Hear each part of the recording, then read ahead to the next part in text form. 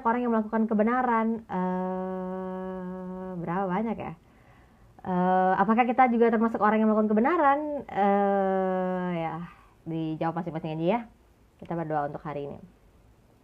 Tuhan, aku bersyukur bahwa Engkau Allah yang besar, dan sekali lagi kami selalu akan melihat perbuatan-Mu yang ajaib dalam kehidupan kami.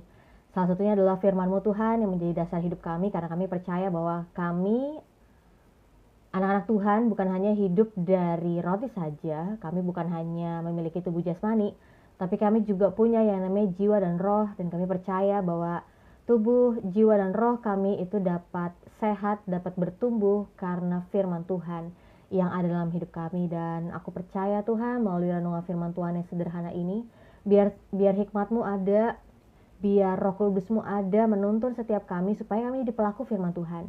Karena adalah begitu penting bagi sekarang anak Tuhan untuk melakukan firman-Mu, untuk menyatakan kebenaran-Mu, untuk mengajar setiap orang yang lagi mencari kebenaran.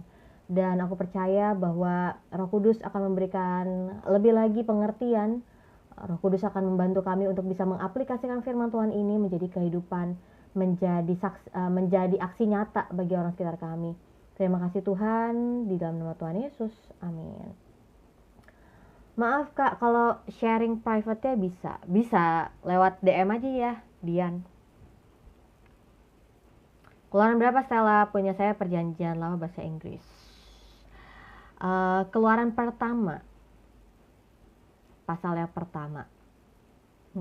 Ini mohon maaf ya, saya nggak tahu ini dari kemarin matanya agak kalau udah kebanyakan kerja matanya udah kedut-kedut.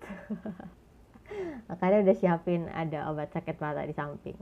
Oke, kita membaca dari Keluaran pertama, ayat yang pertama. Inilah nama para anak Israel yang datang ke Mesir bersama-sama dengan Yakub. Mereka datang dengan keluarganya masing-masing. Ada siapa aja? Ayat yang kedua. Ruben, Simeon, Lewi, Yehuda, Isakar, Zebulon, Benyamin, dan serta Naftali, Gad, dan Asyer. Seluruh keturunan yang diperoleh Yakub berjumlah 70 jiwa. Tetapi Yusuf telah ada di Mesir. Kemudian matilah Yusuf serta semua saudara-saudaranya dan semua orang yang seangkatan dengan dia. Orang-orang Israel beranak cucu dan tak terbilang jumlahnya. Mereka bertambah banyak dan dengan dahsyat berlipat ganda sehingga negeri itu dipenuhi mereka. Kemudian bangkitlah seorang raja baru memerintah tanah Mesir yang tidak mengenal Yusuf. Berkatalah raja itu kepada rakyatnya, bangsa Israel itu sangat banyak dan jumlahnya dan lebih besar jumlahnya daripada kita. Marilah kita bertindak dengan bijaksana terhadap mereka, supaya mereka jangan bertambah banyak lagi, dan jika terjadi peperangan, jangan bersekutu nanti dengan musuh kita, dan memerangi kita, lalu pergi dari negeri ini. Sebab itu, pengawas-pengawas Rodi ditempatkan atas mereka untuk menindas mereka dengan kerja paksa. Mereka harus mendirikan bagi Firaun kota-kota perbekalan, yakni Pitom dan Ramses. Tetapi makin ditindas, makin bertambah banyak dan berkembang mereka, sehingga orang merasa takut kepada orang Israel itu. Tetapi dengan kejam, orang Mesir memaksa orang Israel bekerja dan memahitkan hidup mereka dengan pekerjaan yang berat, yaitu mengerjakan tanah liat dan batu bata, dan berbagai-bagai pekerjaan di padang, segala pekerjaan yang dengan kejam dipaksakan orang Mesir kepada mereka itu. Raja Mesir juga memerintahkan kepada bidan-bidan yang menolong perempuan Ibrani, seorang bernama Sifra dan yang lain bernama Pua. Katanya, apabila kamu menolong perempuan Ibrani pada waktu bersalin, kamu harus memperhatikan waktu anak itu lahir. Jika anak laki-laki, kamu harus membunuhnya. Tetapi jika anak perempuan, bolehlah ia hidup. Tetapi bidan-bidan itu takut akan Allah dan tidak melakukan seperti yang dikatakan Raja Mesir kepada mereka, dan membiarkan bayi-bayi itu hidup. Lalu Raja Mesir memanggil bidan-bidan itu dan bertanya kepada mereka, "Mengapakah kamu berbuat demikian, membiarkan hidup bayi-bayi itu?" Jawab bidan-bidan itu kepada Firaun, "Sebab perempuan Ibrani tidak sama dengan perempuan Mesir. Melainkan mereka kuat, sebelum bidan datang mereka telah bersalin. Maka Allah berbuat baik kepada bidan-bidan itu, bertambah banyaklah bangsa itu, dan sangat berlipat ganda. Dan karena bidan-bidan itu takut akan Allah, maka ia membuat mereka berumah tangga." Lalu Firaun memberi perintah kepada seluruh rakyatnya, "Lemparkanlah segala anak laki-laki yang lahir bagi orang Ibrani ke dalam sungai Nil. Tetapi segala anak perempuan biarkanlah hidup." Keluaran pasal yang pertama, ayat yang pertama sampai ayat yang ke-22. Jadi kalau tadi kita baca pelan-pelan ya, awalnya menceritakan anak-anak Israel gitu ya. Seperti Ruben, Simeon, Lewi, Yehuda, Isakar, Zebulon, Benyamin, Dan, Naftali, Gad, Asher. Ya, mereka berjumlah 70 jiwa plus Yusuf yang ada di Mesir. Kan? Lalu ketika Yusuf mati dan semua saudaranya dan orang-orang yang seangkatan dengan dia juga mati, ya, sedangkan orang Israel itu tetap bertambah banyak. Firman Tuhan katakan tak terbilang jumlahnya. Sehingga negeri Mesir, ya, bukan negeri Israel, negeri Mesir justru dipenuhinya sama orang-orang Israel. Nah, ternyata ini membawa masalah bagi orang Mesir. Ayat yang ke-8, seorang raja baru memerintah tanah Mesir. Raja baru ini sebut aja ya, tadi disebutnya itu sebagai ya Raja Mesir atau Firaun. Tapi emang gak dijelaskan namanya siapa gitu, Firaun. Nah, jadi Raja Mesir ini tuh tidak mengenal Yusuf, berarti udah selang berapa generasi gitu ya. Sampai akhirnya Raja Mesir ini memerintah tidak mengenal Yusuf. Ya, ini juga maksudnya bukan hanya tidak mengenal Yusuf sebagai pemerintah yang sebelumnya, bukan. Tapi ini juga mengarah kepada dia yang tidak mengenal alasan orang Israel itu ada di Mesir. Ya, sehingga dia tidak punya respect sama orang-orang Israel yang ada di Mesir. Nah, lalu dia sebagai raja, kita lihat responnya. Dia katakan apa? Bangsa Israel itu sangat banyak dan lebih besar jumlahnya daripada kita. Lalu, marilah kita bertindak dengan bijaksana. Kalau kita baca, wah, kayaknya bagus nih. Seorang Raja Mesir mau bertindak dengan bijaksana. Tapi kita baca dulu dengan lengkap. Katakan apa? Supaya mereka jangan bertambah banyak lagi. Dan kalau ada terjadi peperangan, mereka jangan bersekutu dengan musuh kita. Lalu akhirnya berbalik memerangi kita. Lalu pergi dari negeri ini. Jadi, Raja Mesir saat itu ingin menguasai orang Israel. Yang pertama, supaya mereka nggak bertambah banyak dan mereka tetap ada menjadi budak mereka. Menariknya, dalam penderitaan, ayat yang kedua dikatakan, tetapi makin ditindas orang Israel, makin bertambah banyak dan berkembang mereka sehingga orang merasa takut kepada orang Israel itu. Kenapa? Karena jumlahnya lebih banyak daripada orang Mesir, ya kan? Orang Israel tuh kalau bicara tentang jumlah mereka menang. Ya, tapi kan yang menguasai daerah itu adalah orang Mesir. Ya kan? Tapi kita tahu kalau pemimpin, ya kan, rakyatnya itu yang bukan rakyat itu lebih banyak daripada dia, ya juga terancam. Lalu responnya adalah dengan kejam orang Mesir memaksa orang Israel bekerja, memahitkan hidup mereka dengan pekerjaan yang berat. Segala pekerjaan yang dengan kejam dipaksakan orang Mesir kepada mereka itu. Jadi keberadaan orang Israel di tanah Mesir setelah Yusuf dan semua saudara-saudara dan generasi seangkatan yang udah mati gitu ya. Bangsa Israel itu benar-benar berada dalam penderitaan akibat orang Mesir. Ya, tapi dalam penderitaan itu firman Tuhan katakan makin ditindas makin bertambah nih jumlah orang Israel. Menarik ya, kalau kita melihat ada orang gitu ya, kita dengarlah kasus-kasus di tempat lain. Sebuah bangsa gitu ya yang menguasai rakyatnya dan menekan populasi rakyat itu bisa aja hilang, bisa aja berkurang makin lama.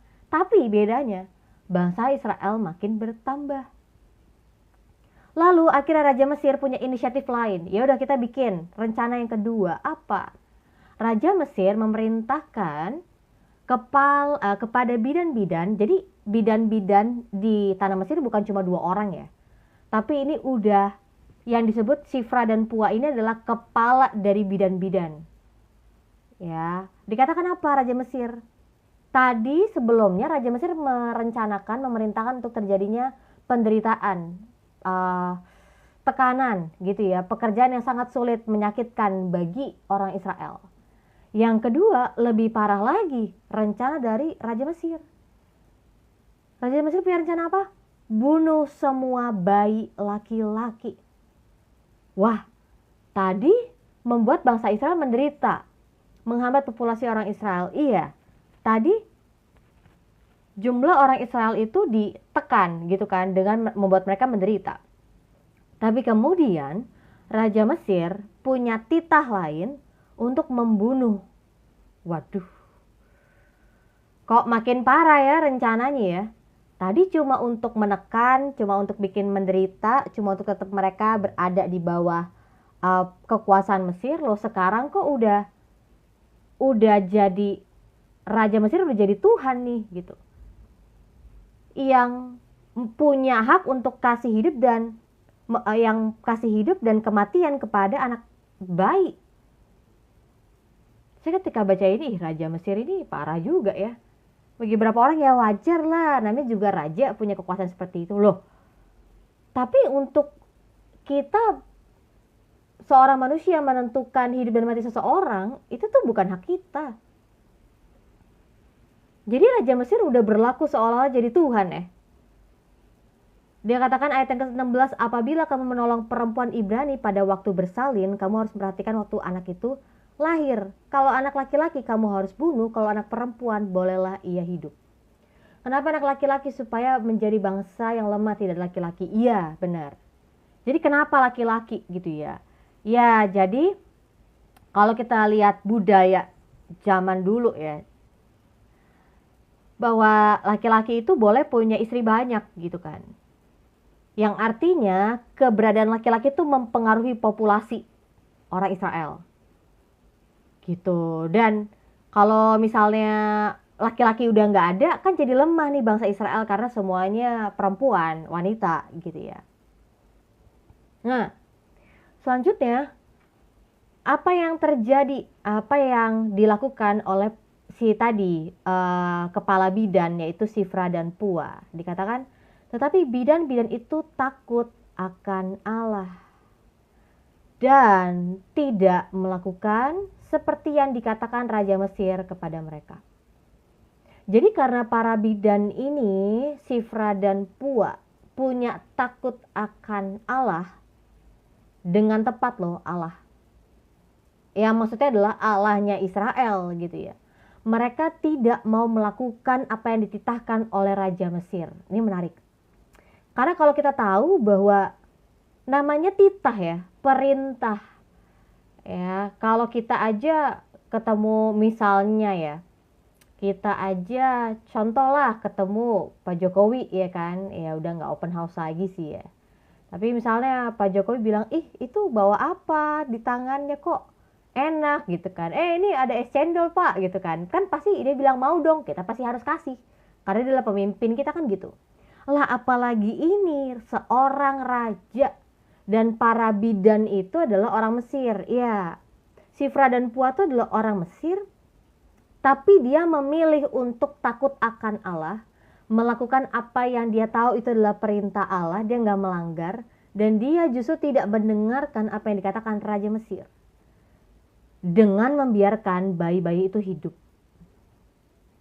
Ya, ini menarik. Sifra dan Pua yang adalah bidan-bidan aja tuh takut akan Allah. Kok Raja Mesir justru seolah-olah merasa dirinya adalah Tuhan, bisa kasih kesempatan hidup dan mati bagi manusia di Mesir. Saya mau berhenti dulu di sini.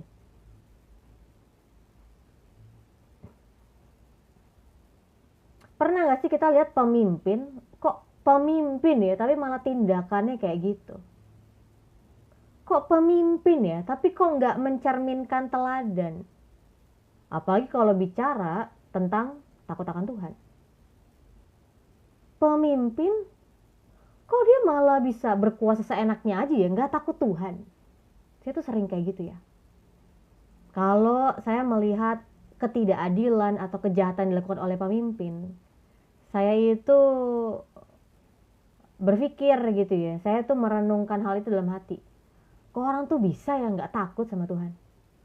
Kok bisa ya melakukan kejahatan kayak gitu, kayak nggak tahu ada Tuhan gitu ya, yang akan menjalankan, yang akan melakukan penghakiman dan penghukuman.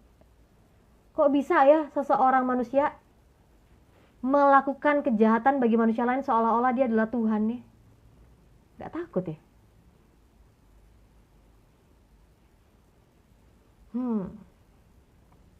Jadi bidan-bidan itu memilih untuk takut akan Allah sekalipun mereka dapetin perintah dari Raja Mesir. Terus tahu gak Raja Mesir tahu? Lalu apa responnya ayat yang ke-18? Raja Mesir memanggil bidan-bidan itu dan bertanya kepada mereka, mengapakah kamu berbuat demikian, membiarkan hidup bayi-bayi itu? Jawab bidan-bidan itu kepada Firaun, sebab perempuan Ibrani tidak sama dengan perempuan Mesir, melainkan mereka kuat. Sebelum bidan datang, mereka telah bersalin.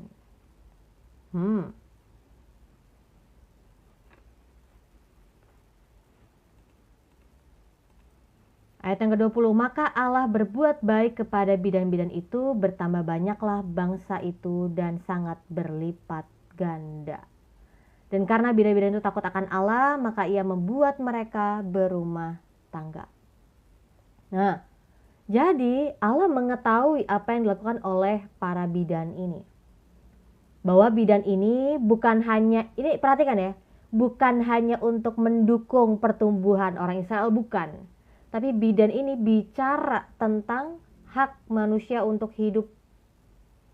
Ya, jadi nggak seenaknya aja untuk membunuh karena ya cuma bayi lah, udahlah bunuh aja, enggak. Dan Allah berbuat baik kepada bidan-bidan itu. Satu sisi orang Israel bertambah banyak, dan di sisi lain bidan-bidan itu yang takut akan Allah. Allah sendiri yang membuat mereka jadi berumah tangga. Sampai akhirnya Firaun kasih perintah kepada seluruh rakyat, lemparkanlah segala anak laki-laki yang lahir bagi orang Ibrani ke dalam sungai Nil, tapi segala anak perempuan biarkanlah hidup. Para bidan itu punya tugas yang sangat penting untuk keselamatan bangsa Israel. Iya, Allah dapat bekerja melalui para bidan ini, ya, Sifra dan Pua dan bidan-bidan yang lain, untuk ya janji Allah tentang keturunan Israel ini benar-benar terjadi gitu ya. Saya mau mendalami topik tentang ini sih. Ayat yang ke 17. Tetapi bidan-bidan itu takut akan Allah dan mereka tidak melakukan seperti yang dikatakan Raja Mesir kepada mereka. Ini Raja Mesir, bukan orang biasa yang kasih perintah kepada para bidan. Tetapi Sifra dan Pua ya ambil sikap yang tegas dan tindakan mereka itu dilakukan karena takut akan Allah. Banyak orang itu takut sama orang lain karena orang itu kelihatan. Maksudnya gini, ya udahlah ikut aja lah apa kata pemimpin. Nanti kalau kita nggak ikutan kata pemimpin kita nggak digaji. Nanti kita nggak punya kerjaan. Nanti kita nggak dapetin promosi, apalagi. Nanti kita nggak dapetin tambahan gaji lagi. Banyak orang itu takut sama manusia yang mereka lihat. Sedangkan ada yang lebih besar lagi, lebih mulia lagi, yaitu Allah. Nah, maksud saya gini, para bidan ini, Sifra dan Pua, kok bisa tidak melakukan titah dari raja mereka? Karena mereka lebih percaya, mereka lebih punya takut akan Allah. Ya, sehingga mereka mau melakukan, mereka tahu apa yang menjadi hukumnya Allah, mereka tahu isi hatinya Allah dan mereka mau lakukan itu dengan apa? Dengan tidak membunuh bayi-bayi. Termasuk bayi laki-laki yang besok kita akan bahas di Keluaran kedua. Ya. Iya, saya tuh melihat ada banyak orang lebih takut sama yang kelihatan. Nah, contohnya gini. Kalau saya lagi jalan, ya kan, apalagi kalau kita lewat tol, kalau misalnya dulu ya, saya inget banget kalau misalnya pagi-pagi mesti ke kampus gitu kan, jauh banget jalanannya, jadi mesti berangkat jam 6 gitu kan, untuk kelas jam 10, buset lu jauh banget gitu kan. Saya tuh perhatiin kalau polisi itu udah jaga di jalan tol, ya di bahu jalan, udah semuanya diem tuh, jalannya bener, nggak pakai bahu jalan ya kan, bener-bener patuh banget. Tapi kalau di depannya udah kelihatan tuh kagak ada mobil polisi, udah semuanya tuh langsung pada lewat bahu jalan, motong gitu kan, ya tau lah gimana ya pertarungan di jalan tol. Nah, poin yang saya mau katakan adalah ketika saya melihat ada orang-orang yang mau melakukan kebenaran cuma karena ada polisi, hidupnya jadi berantakan. Karena oh nggak ada polisi kok, baru melanggar, baru berjalan dengan seenaknya, nyetir seenaknya. Terus ternyata polisinya ngumpet gitu kan, gitu kan. Udah, oh nggak ada nih di pancoran, kelihatan kan dari ujung nggak ada. Ternyata udah agak turun baru dia nongol gitu kan. Atau misalnya kalau lagi ini nih yang agak tricky tuh, yang di Halim sama yang di deketnya Jam Sostek kan, kayak nggak ada nih polisi itu kan, semua langsung ambil ke bahu jalan ya, tiba-tiba iya ada gitu. Halo Yen, shalom. Iya ini udah berjalan 30 menit. Nah, saya tuh ngeliat orang-orang kayak gitu ya, termasuk di jalan raya ya, ketika nggak ada polisi gitu kan, lalu wah bener-bener nggak tertib gitu ya. Oh berarti orang tertib kalau ada polisi doang. Kalau polisi nggak ada, hidupnya berantakan, seenak jidatnya gitu ya. Nah, poin yang saya mau tekankan adalah ada beberapa orang yang hidupnya benar, hidupnya baik, hidupnya tertib kalau dia lihat ada orang yang memperhatikan dia. Maksudnya polisi gitu ya. Kalau ada polisi kita bener lah. Kalau misalnya nggak ada polisi ya udahlah, kita udah asik aja, yang penting pokoknya nyampe gitu kan. Asik lewat jalan tol, kena ganjil genap gak Stella? Buat motor, oke. Ini Keluaran 1, kita lagi bahas ayat yang ke-17. Nah, jadi ada beberapa orang takut kalau lagi ada bosnya doang, kerja bener karena lagi ada bos. Apalagi di kelas, murid itu akan belajar dengan benar kalau ada dosennya ya, kalau ada gurunya, baru benar. Nah, hal itu membentuk satu kepercayaan, perspektif dalam pikiran kita. Kita akan hidup benar kalau ada orang lain. Kalau ada seseorang yang kita respect. Kalau kita ada yang perhatiin gitu ya. Tapi kita hidupnya jadi seenaknya aja. Kalau misalnya, oh lagi nggak ada orang tua lah, udah asik aja kita main gitu kan. Ah, lagi nggak ada dosen, udahlah kita asik aja main gitu kan. Main game di kelas, nggak belajar. Nah, jadi orang itu hanya mau hidup benar kalau ada yang perhatiin. Sedangkan menurut saya, harusnya kita semua anak Tuhan, kita hidup benar karena kita takut akan Allah. Sekalipun gak ada polisi, sekalipun gak ada dosen, apalagi sekalipun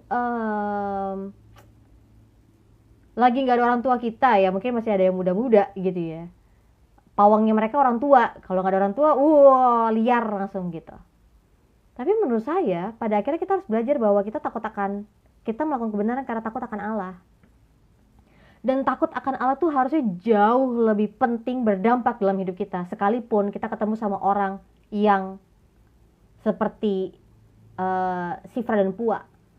Berhadapan sama raja, tapi rajanya ini gak berhikmat.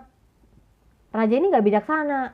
Seenaknya aja untuk bunuh dan memberi kesempatan gitu ya untuk mana-mana yang pantas hidup dan mati. Jadi Sifra dan Pua memilih untuk takut akan Allah ketimbang orang yang dihadapin, yaitu Raja Mesir. Nah, sekarang pertanyaannya adalah, bagaimana kalau kita dalam posisi Sifra dan Pua? Kita tahu kebenaran, kita tahu apa yang jadi firman Tuhan, tapi kita berhadapan sama raja. Kita berhadapan sama orang yang punya kuasa nih. Kita berhadapan sama orang yang besar, yang kasih perintah, kontradiktif dengan firman Tuhan. Gimana?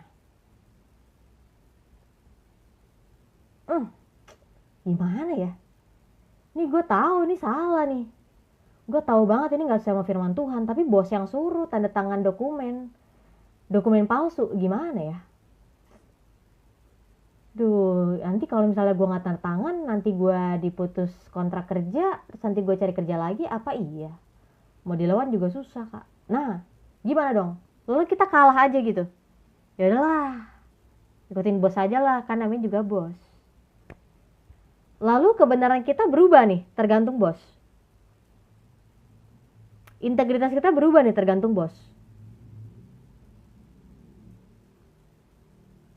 Gimana dong? Kalau kita di posisi Sifra dan Pua yang menerima titah raja, yang seharusnya kalau misalnya warga ya rakyat, harusnya kan kita mengikuti titahnya raja, benar? Sama seperti kita orang percaya, kita menerima semua perkataan firman Tuhan, semua titahnya Tuhan itu sebagai kebenaran kita untuk kita hidupin. Benar? Nah, gimana kalau kenyataannya ternyata dalam kehidupan kita kaget. Titah raja itu titah dari pemimpin itu kontradiktif dengan firman Tuhan. Gimana? Apa yang terjadi? Gimana?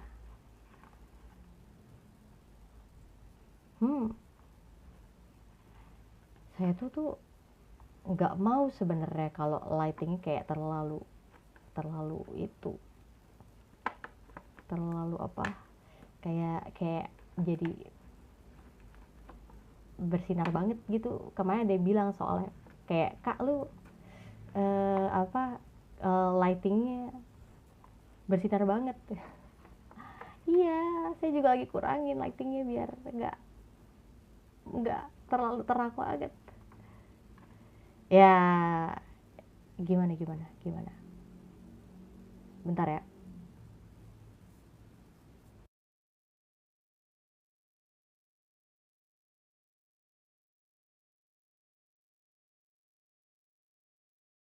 Iya kan, terang banget lightingnya. Ya udah nggak apa-apa.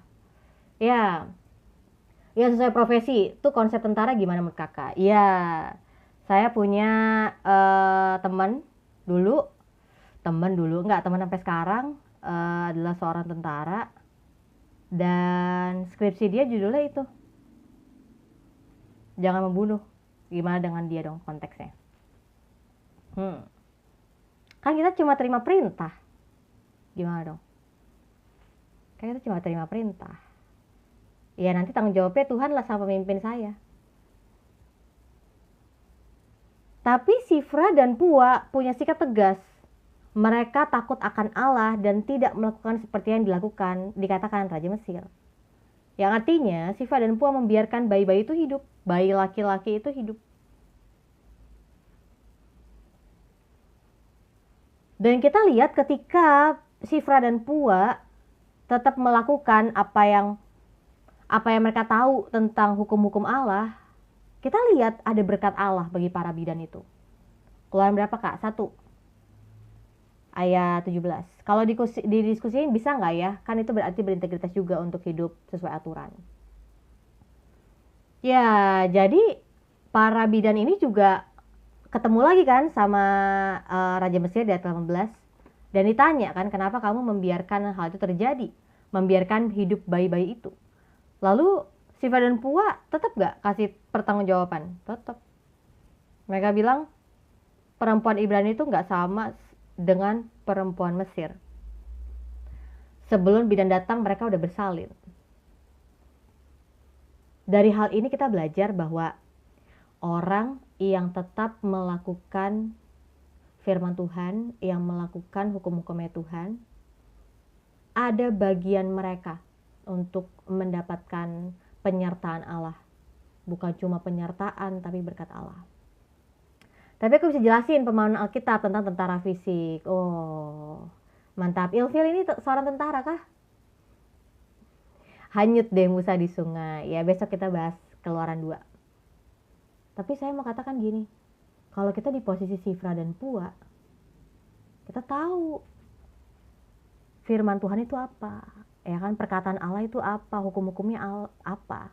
Dan kita menerima titah juga nih dari raja. Kontradiktif gak? Iya. Lalu apa yang mereka lakukan? Mereka memilih untuk mengutamakan yang jadi kehendak Allah, yaitu perkataan Allah. Sama halnya dalam kehidupan.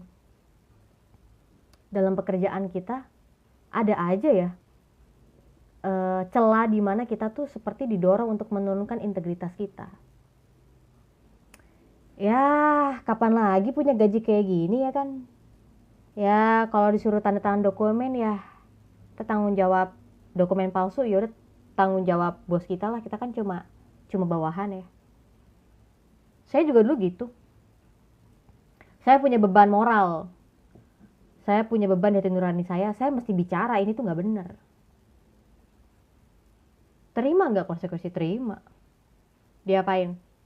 Oh, udah nggak dianggap, udah nggak dianggap mampu, capable untuk melakukan kerjaan gitu kan.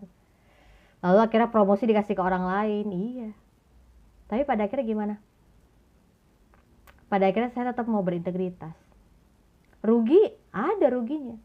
Saya mau katakan melakukan firman Tuhan itu ada ruginya ya. Melakukan kehendak Tuhan itu ada ruginya. Tapi Tuhan yang kita hormati, Tuhan yang kita kasihi, Tuhan yang sama yang mampu memelihara dan menjamin hidup kita. Sifra dan Pua gak takut sama perkataannya Raja Mesir. Titahnya Raja Mesir untuk mereka membunuh para bayi. Tapi Tuhan yang sama juga memberikan bukan hanya berkatnya tapi penyertaannya. Sehingga para bidan ini, Sifra dan Pua, bisa kasih pertanggungjawaban. Siapapun orang yang ngerti sedikit tentang kerajaan Allah mungkin bisa menjelaskan tentang konsep tentara.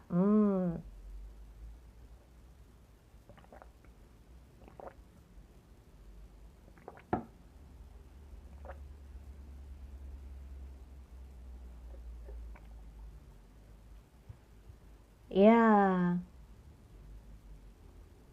Jadi kita belajar ya dari renungan hari ini bahwa takut akan Allah itu bukan hanya jadi perasaan, bukan hanya cuma jadi keyakinan, oh saya seorang yang takut akan Allah. Hidupmu gimana? Menggambarkan gak takut akan Allah? Keputusanmu gimana? Cara mengambil keputusanmu gimana? Berdasarkan takut akan Allah gak? Atau takut akan Allah tuh cuma jadi perasaan kita doang. Ya, kita lagi takut akan Allah nih. Kayak saya seorang yang takut akan Allah.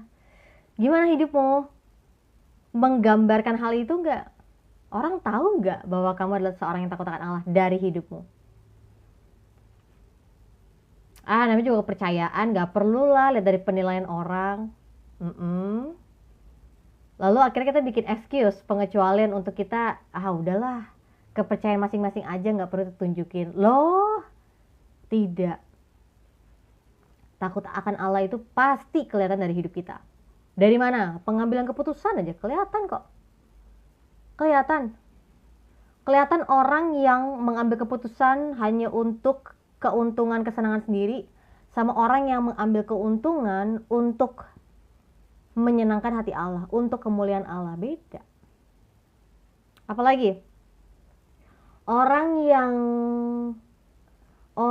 yang mengambil keputusan dengan terburu-buru atau dengan pengertian dan hikmat dari Allah. Beda.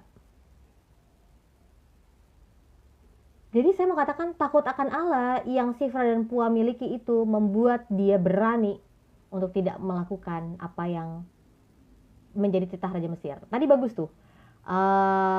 Ilfil ya, nanya konsep tentang tentara. Saya mau katakan gini. Perintah yang Raja Mesir ini berikan itu kan bertentangan dengan hukum-hukumnya Allah gitu ya. Bahwa kok kita seorang manusia, kita yang justru punya hak untuk memberikan hidup dan mati bagi orang lain gitu ya, kok kita malah jadi Tuhan gitu kan. Ya, itu kan bertentangan dengan firman Tuhan.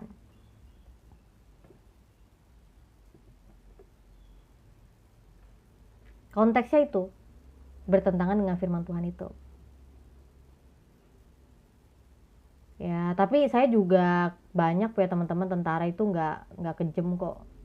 Maksudnya nggak yang kayak langsung apa-apa tembak gitu, enggak lah gitu. Ya mereka kalau dalam misinya itu kadang-kadang hilang sendiri. Kita ketemu lagi, nongol lagi. Ya gitu. Jadi takut akan Allah itu bisa ya kita tunjukkan, bisa dari hidup kita. Jadi takut akan Allah itu membuat kita bisa tegas ya bertindak, bisa. Kita belum bahas ke keluaran kedua, besok kita akan bahas dari keluaran kedua, tapi hari ini kita mau dalemin dulu aja. Bagaimana seorang Raja Mesir yang berkata bahwa marilah kita bertindak dengan bijaksana, tapi ternyata rencana dari Raja Mesir nggak bijaksana. Jangan seolah-olah ya karena Raja Mesir adalah pemimpin, dia bisa bertindak seenak aja kepada orang yang dipimpin. Jangan seolah-olah karena pemimpin, kita jadi memutuskan nih. Dalam arti kita jadi Tuhannya orang-orang yang kita pimpin. Bahaya sekali. Ketemu nggak pemimpin-pemimpin kayak gitu?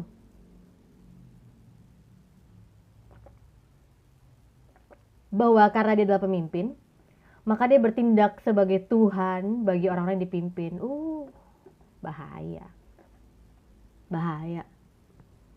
Ya, pemimpin itu jebakannya, godaan terbesarnya adalah dia menempatkan dirinya sebagai Tuhan dari orang-orang yang dipimpin. Padahal dia hanyalah pemimpin, dan kepemimpinan itu juga dimiliki karena Allah yang memberikannya, benar?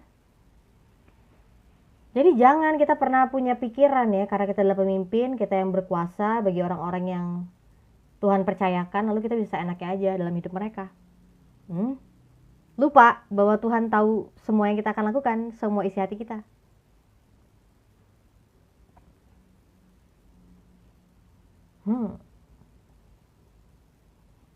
Jadi ini menarik, justru kita belajar takut akan Allah dari perempuan yang disebut sebagai kepala bidan, yaitu Shifra dan Pua. Sedangkan Raja Mesir justru kehidupannya nggak takut akan Tuhan. Justru kehidupannya apa ini? Pemimpin seperti apa ini? Ya, gimana teman-teman semuanya setelah dengar ini? Iya ya, kok kita jadi belajar takut akan Allah dari seorang bidan, bukan dari seorang pemimpin. Ekspektasi kita kan kita belajar teladan, kita belajar tentang hidup, kita belajar tentang hikmat dari pemimpin. Tapi kali ini kita belajar takut akan Allah yang ditunjukkan oleh para bidan. Mungkin teman-teman semuanya udah terbiasa ya untuk bahas perikop ini dan anggap lalu begitu aja. Tapi kalau saya mau perhatikan, kalau saya bisa bagikan renungan, ini luar biasa ya. Bidan bukan apa-apa loh di depan raja. Kelasnya beda. Tapi justru kontras itu dari tindakan mereka kita bisa melihat. Bidan aja karena takut akan Allah berani untuk melakukan apa yang mereka anggap benar. Mereka tetap berintegritas sekalipun titah raja itu bertentangan dengan apa yang mereka lakukan. Dan mereka nggak takut. Dan Allah memberikan penyertaan dan berkat sehingga para bidan ini melayani ya banyak wanita Ibrani dan juga mereka menjadi wanita yang akhirnya punya rumah tangga.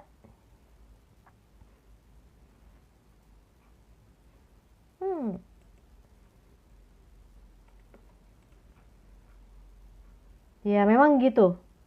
Dalam suatu masa, satu peristiwa kita melihat kok pemimpin gitu ya. Tapi di saat yang bersamaan kita jadi belajar bahwa justru kesempatan itu terjadi. Kita lihat, kita saksikan.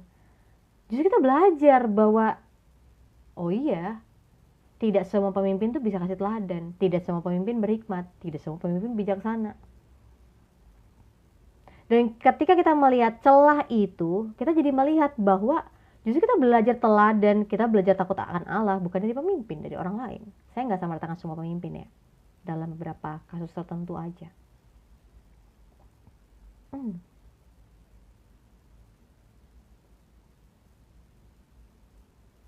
Karena ekspektasi kita adalah kalau pemimpin, dia pasti harus kasih teladan.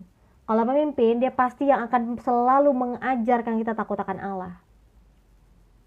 Tapi ketika kita mengenal pemimpin itu, ketika kita mengobservasi hidup ya, oh, pemimpin pun bisa tidak bijaksana. Pemimpin pun bisa loh tidak takut akan Allah. Nah, saya mau katakan gini, sekarang, gak sekarang sih, dari dulu ya sebenarnya, takut akan Allah tuh penting banget bagi hidup kita. Kenapa? Karena sekarang kebenaran tuh dianggap, ya dinilai secara subjektif. Oh, kalau itu menguntungkan saya ya saya mau berbuat benar. Kalau itu membuat saya lebih populer ya saya mau lakukan kebenaran. Jadi subjektif. Maklum masa pos modern. Halo, shalom sis Angel Fortune. Tapi saya mau katakan kalau kita hanya mau melakukan kebenaran berdasarkan subjektif, berdasarkan perasaan, hancur kita. Oh, kalau kebenaran itu menguntungkan saya, iya saya lakukan. Lah, berantakan, hancur hidup kita. Tapi pada akhirnya ketika kita baca firman Tuhan, kita tahu kita perlu kebenaran. Bahkan kita tahu bahwa kebenaran itu datangnya dari Allah gitu ya. Kebenaran itu adalah Allah sendiri. Pengenalan akan Allah, iya, akan membuat kita mengalami kebebasan, mengalami kelepasan dari yang namanya dosa. Dari yang namanya asumsi-asumsi yang kita anggap selama ini adalah kebenaran. Makanya gini, kalau Bapak Ibu baca firman Tuhan, saya percaya pasti kita akan beroleh yang namanya pengertian, pengetahuan, serta hikmat. Oh, beda. Pengetahuan dan pengertian, ya kita dapatkan ketika kita menerima kebenaran. Oh, ini nggak boleh, oh itu nggak boleh, oh ini firman Tuhan, oh ini nggak boleh. Apa beda dengan hikmat? Hikmat adalah ketika kita udah dapetin pengetahuan dan bagaimana kita bisa pakai pengetahuan itu untuk solusi dari masalah kita. Itulah hikmat. Makanya saya mau katakan bahwa Ketika kita baca firman Tuhan, sungguh-sungguh, dan bukan cuma kita baca firman Tuhan, tapi kita renungkan firman Tuhan, kita akan saksikan bahwa firman Tuhan itu membuat kita tahu kebenaran, membuat kita hidup dalam kebenaran, dan membuat kita mengasihi kebenaran yang datangnya dari Allah sendiri. Jadi kalau misalnya dikatakan firman Allah, Alkitab itu bukanlah firman Tuhan, saya mau katakan baca semuanya. Kejadian sampai Wahyu, baca semua, jangan dicomot-comot.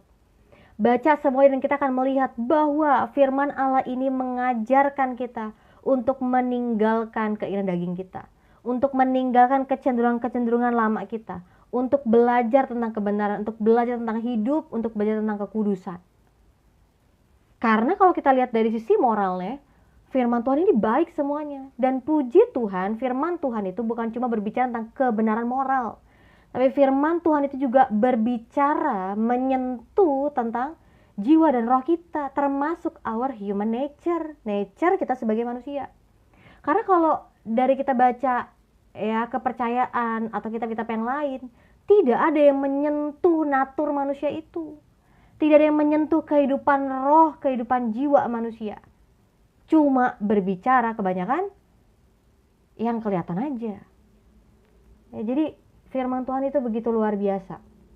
Hari ini kita belajar dari kejadian, Keluaran pasal yang pertama. Ya, yang sederhana aja. Bagaimana orang Israel dalam penderitaan di tanah Mesir, justru Tuhan ada untuk menyertai dan memberkati mereka berlimpah-limpah. Justru ketika mereka makin ditindas, firman Tuhan mencatat makin bertambah banyak dan berkembang mereka. Sehingga orang Mesir itu sampai takut kepada orang Israel karena jumlahnya lebih banyak orang Israel ketimbang orang Mesir. Nah, saya tertarik bicara tentang janji ya. Kita tahu bahwa Allah pertama kali untuk memberikan perintah kepada Adam dan Hawa gitu ya, untuk berbuah, untuk beranak cucu, berlipat kali ganda gitu ya. Tapi kemudian kita baca, ternyata Allah yang sama juga memberikan janjinya kepada Nuh. Teman-teman semua baca kisah Nuh aja, saya nggak perlu bicarain tentang detail ya. Tapi yang saya mau saksikan di sini, bahwa dalam Keluaran pertama kita melihat apa yang Allah janjikan kepada keturunan Abraham itu terjadi. Bahwa bangsa Israel sekalipun di dalam penderitaan, mereka bertambah jumlahnya luar biasa. Dalam penderitaan loh. Bukan cuma bicara tentang mereka menjadi budak, ya mereka diberikan pekerjaan-pekerjaan yang sangat sulit dan kasar. Tapi keturunan Israel itu yang adalah bayi-bayi itu diharapkan untuk dibunuh. Tapi Allah bekerja melalui tadi siapa? Sifra dan Pua. Sampai akhirnya bayi-bayi orang Israel itu tidak mati. Jadi kita melihat luar biasanya janji Allah itu nyata. Sekalipun bangsa Israel berada dalam penderitaan. Perkataan Allah itu tidak gagal. Ya, sekalipun ada yang namanya masa waktu begitu lama berlalu, tapi saya mau katakan perkataan Allah itu tidak ada yang gagal. Firman Tuhan itu tidak ada yang salah, tidak ada yang keliru. Kenapa? Karena sampai hari ini kita menantikan juga penggenapannya.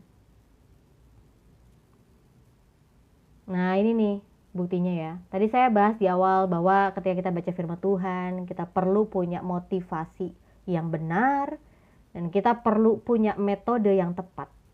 Karena ada begitu banyak orang cari ya firman Tuhan, mencari pengetahuan dari firman Tuhan, tapi motivasi dan metode mereka nggak tepat. Akhirnya mereka dapat kebenaran nggak? Enggak.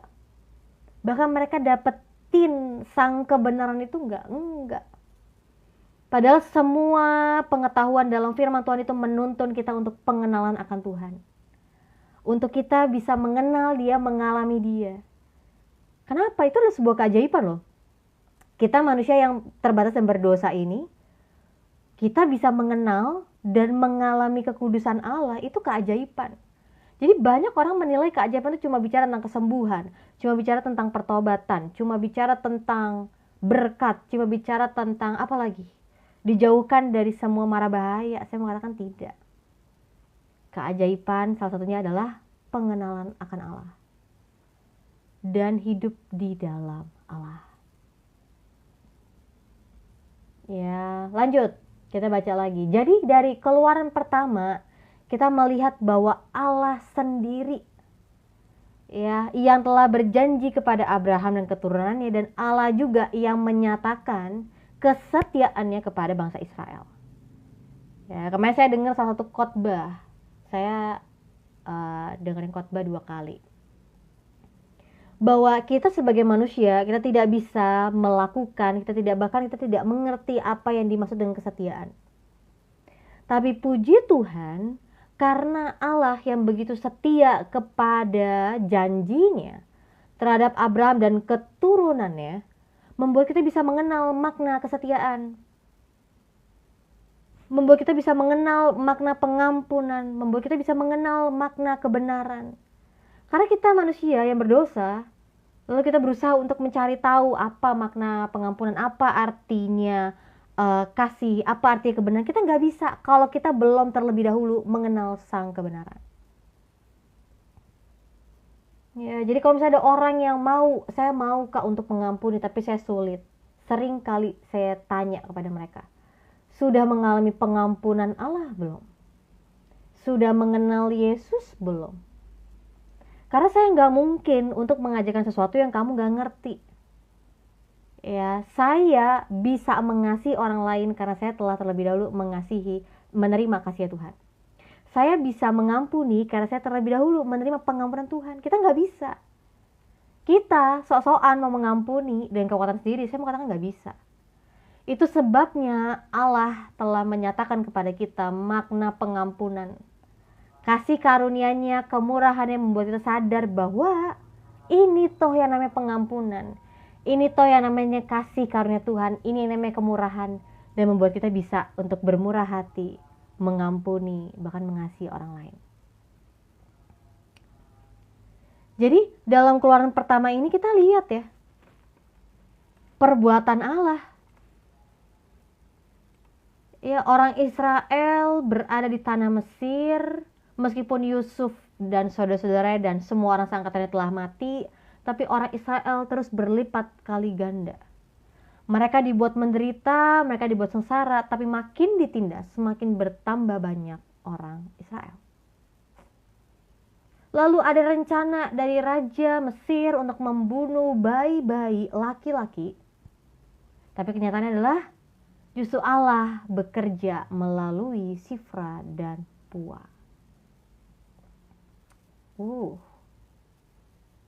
Dan Allah juga yang akhirnya memberkati Sifra dan Pua karena mereka takut akan Allah dan melakukan yang benar.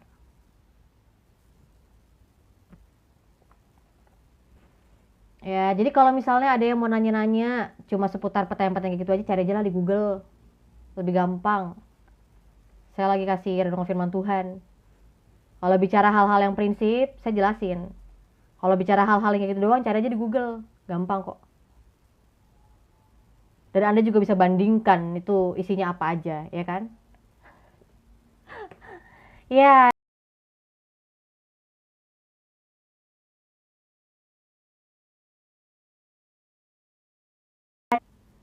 Dan saya udah tahu pertanyaan-pertanyaan kayak gitu cuma untuk pembenaran diri sendiri, saya nggak akan jawab. Ya, lebih baik saya langsung tetap bagikan firman Tuhan. Karena saya percaya bahwa firman ini adalah firman Allah yang hidup. Prinsip yang hari ini kita pelajari dari Keluaran pertama adalah tentang takut akan Allah. Takut akan Allah itu membuat kita bisa bertindak dengan tegas. Iya, enggak. Karena apa? Karena kita tahu perintahnya Tuhan itu apa dalam hidup kita. Isi hati Tuhan itu apa dalam hidup kita. Dan karena takut akan Allah, kita mau hidup jujur, hidup dalam kebenaran. Nggak perlu ada polisi yang selalu ada di sekitar kita. Nggak perlu kita dijagain mulu sama orang. Nggak perlu. Integritas itu ada di dalam hati kita. Karena apa? Karena kita mengasihi Tuhan. Ya, jadi saya percaya orang-orang Kristen gak perlu tuh polisi tuh selalu nungguin ya kan di jalannya. Dia pasti punya integritas bahwa dia akan melakukan kebenaran sekalipun polisi nggak ada. Dia akan tetap hidup benar sekalipun ya di kantornya tuh nggak ada apa ya kalau dibilangnya ya HR-nya lah, nggak ada yang perhatiin banget gitu. Dia akan menjalankan usahanya dengan berintegritas sekalipun usahanya belum terkenal. Iya, karena takut akan Allah. Nah, banyak orang di luar sana, mereka cuma sibuk dalam keagamawiannya doang, tapi nggak punya takut akan Allah. Ya, mereka hanya menunjukkan kehidupan spiritualnya dalam hari-hari besar, tapi dalam kamar mereka, dalam kantor mereka, ya maksudnya kantor tuh office sendiri, mereka nggak punya berintegritas. Ya bohong tetap jalan, ya nipu ya tetap tipu, ya bohongin orang tetap bohongin orang, jahatin orang tetap jahatin orang. Tapi saya percaya, orang percaya, kita yang takut akan Allah, kita akan hidup berintegritas apapun kerugian yang akan kita tanggung. Jadi kalau misalnya kita rugi karena kebenaran, saya mau katakan harusnya itu menjadi sukacita bagi kita. Ya, waktu berapa hari lalu ya, saya bahas dari kisah para rasul tentang para rasul yang menghadap sidang mahkamah agama dan ada Gamaliel di sana. Dan ketika para rasul itu dimasukkan ke dalam sidang mahkamah agama gitu ya untuk dihakimi gitu ya.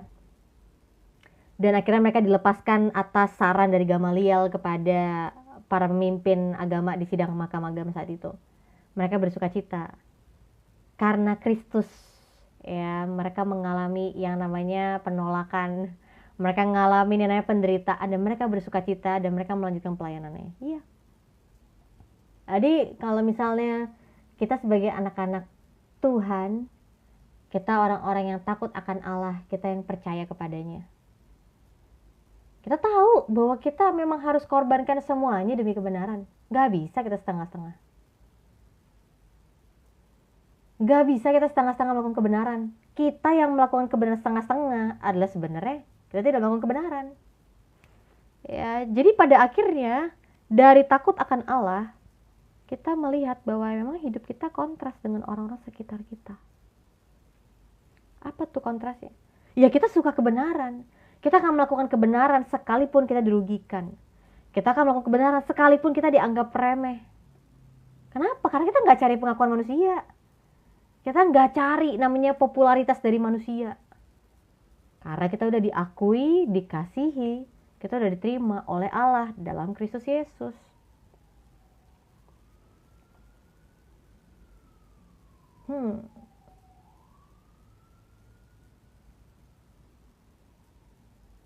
Konteks dong. Savana Mena, baca konteks dong, keseluruhan. Jangan cuma baca satu ayat aja. Maksudnya apa?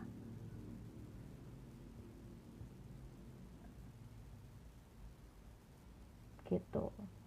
Ya, jadi teman-teman semuanya, hari ini renungannya singkat ya, dari Keluaran pasal pertama. Besok kita akan bahas dari Keluaran kedua. Ya, dan hari ini kita diingatkan untuk yuk kita hidup benar karena kita takut akan Allah.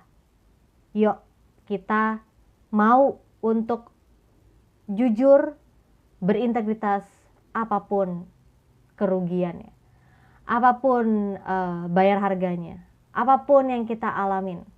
Kenapa? Karena kita lebih mengutamakan Allahnya, takut akan Allah, yang kita lebih hormati ketimbang manusianya.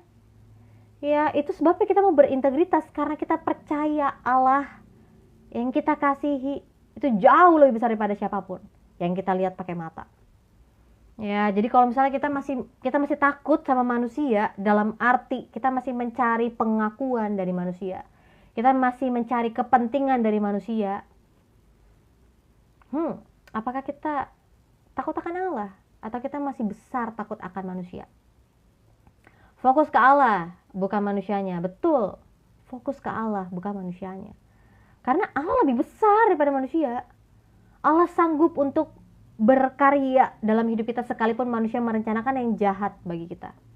Karena saya percaya bagi orang Kristen, bagi orang yang berharap kepada Tuhan, yang terjadi dalam hidupnya bukanlah perkataan manusia, tapi perkataan Allah.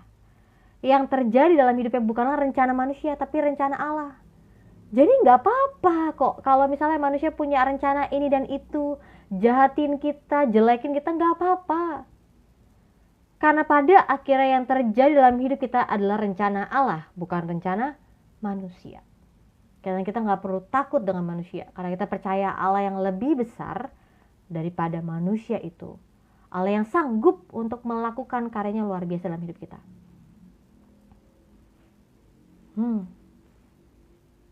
Jadi ini sebenarnya dapat kita lakukan prinsip dari renungan hari ini tentang takut akan Allah. Iya ya, saya tuh seberapa besar ya takut akan Allahnya? Atau saya lebih besar takut akan manusianya? Menghidupi takut akan Allah ini saya sejauh apa ya?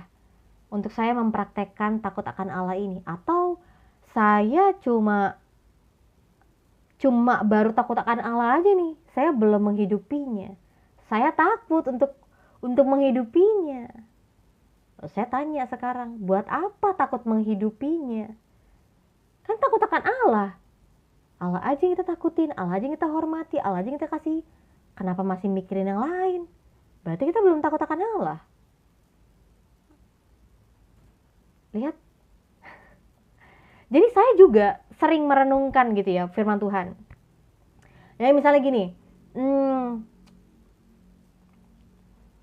iya ya, kenapa saya takut kalau ada orang-orang yang meninggalkan saya? Kan saya hidup karena Tuhan, bukan karena orang itu. Iya ya, saya kan sampai hari ini ada karena kasihnya Tuhan, bukan karena orang itu. Iya ya, buat apa saya takut kalaupun saya berintegritas dan saya diputus kontrak kerja, kan masih ada Tuhan yang akan buka jalan dari perusahaan lain, entah buka usaha kayak entah gimana. Bener kan? Ya, shalom. Ini ada Kak Abe juga, Julian Totan.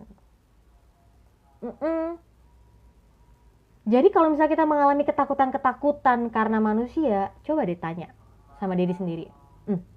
Saya tuh kenapa ya takut sama bos? Kenapa ya saya takut bicara kebenaran? Kenapa ya saya takut untuk menghidupi kebenaran ini? Kenapa ya? Kenapa ya? Coba tanya, cari apa sih sebenarnya kita? Masih mau cari apa sih? Kita sebenarnya mau ngejar apa sih? Semuanya datangnya dari Allah kok. Mau cari berkat? Datangnya dari Allah. Apalagi mau cari pengakuan? Datangnya dari Allah.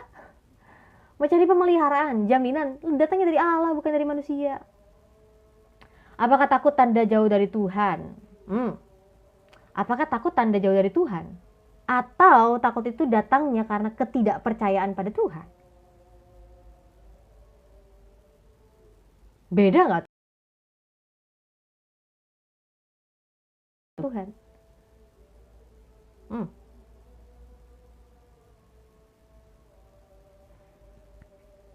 Jadi gimana? Takut akan Allah kita ngerti nggak maksudnya apa? Takut akan Allah itu apa sih? Gitu kan. Takut akan Allah itu tunjukinnya gimana?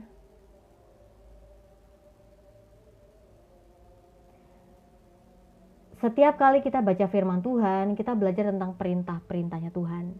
Kita belajar tentang hukum-hukumnya Tuhan. Kita belajar tentang pribadinya Tuhan dari perbuatannya Tuhan.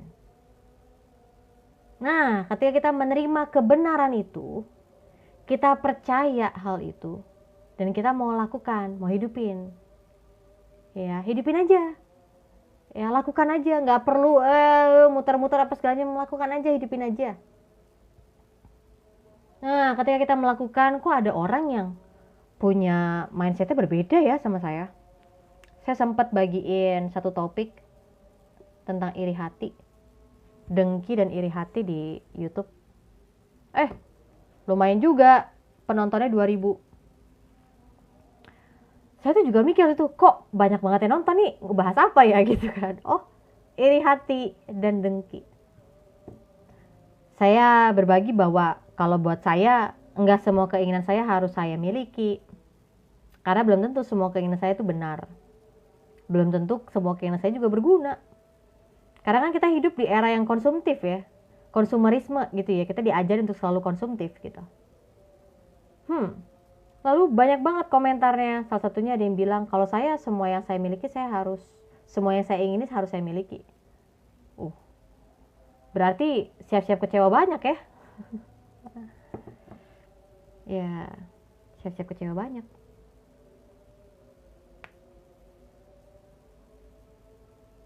Nah, tadi ada yang bilang tuh, kenapa predestinasi? Harus ngerti predestinasi dulu biar ngerti. Audiens saya nggak tahu itu predestinasi apa. Saya juga jarang bahas hal-hal kayak gitu ya. Tapi poin tentang takut akan Allah. Kita takut akan Allah sebenarnya karena apa sih? Sederhana dah. Karena apa? Pertama, karena dia adalah Allah. Yang kedua, karena kita mengasihinya. Itu sebabnya kita takut akan Allah. Jadi kalau kita memilih untuk kita lebih takut sama manusia, saya mau katakan berarti Anda lebih mengasihi manusia ketimbang Allah. Kalau Anda takut akan manusia ketimbang takut akan Allah, saya mau katakan berarti Anda lebih mengasihi manusia ketimbang mengasihi Allah. Kalau Anda lebih memilih pengakuan orang lain, saya mau katakan berarti pengakuan orang lain itu Anda anggap penting ketimbang pengakuan Allah.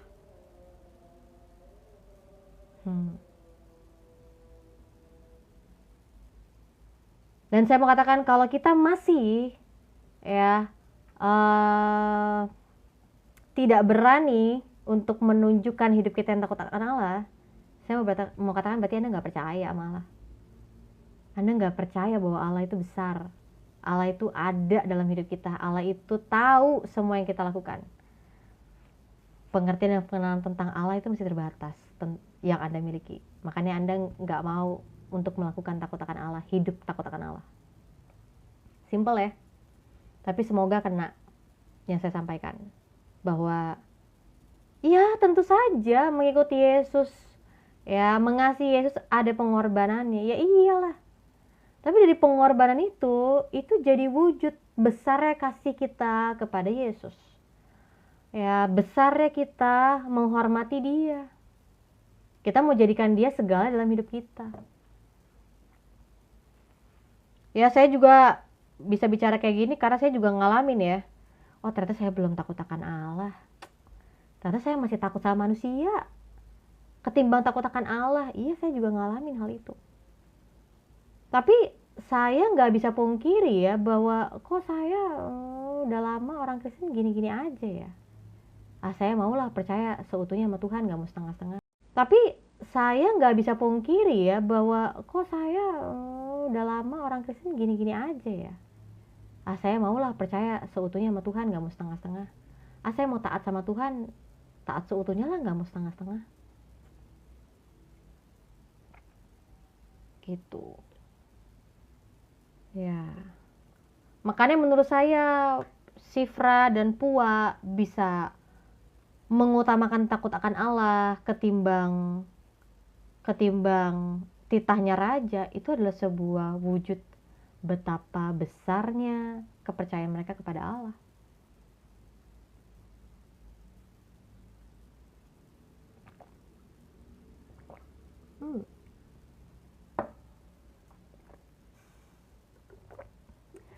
Kenapa tadi hot ya, Poya Saki?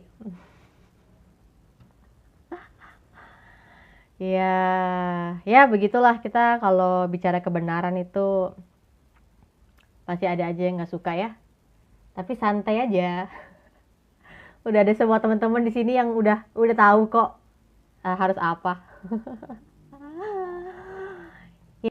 Udah ada semua teman-teman di sini yang udah tahu kok harus apa. Ya, jadi teman-teman semuanya dari renungan hari ini sebenarnya sesingkat itu aja sih. Sesederhana itu. Tapi justru hal-hal sederhana ini banyak orang tidak mengerti dan tidak lakukan. padahal udah sederhana. Ya, jadi bicara tentang percaya, ya udah percaya aja. Mau ada perintah lakukan, ya udah lakukan aja. Kita nih manusia yang sering kali kita yang bikin komplikasi sendiri gitu. Iya, God bless you, Poyasaki. Ya, kita yang jadi paling ribet gitu. Padahal kalau percaya lakukan ya lakukan udah. Tapi kita kadang suka ribet sendiri sebagai manusia ya.